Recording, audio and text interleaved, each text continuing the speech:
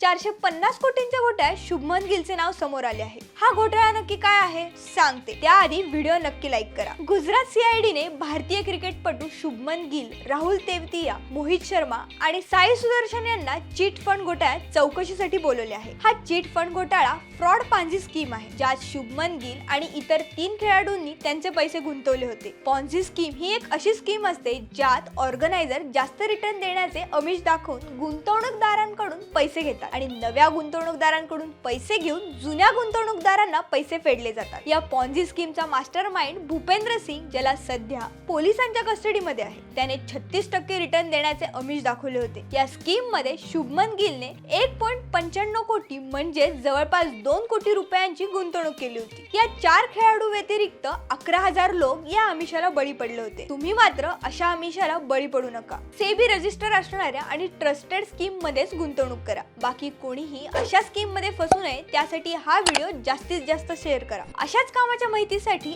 आत्ताच पैसा पाणीला फॉलो करा।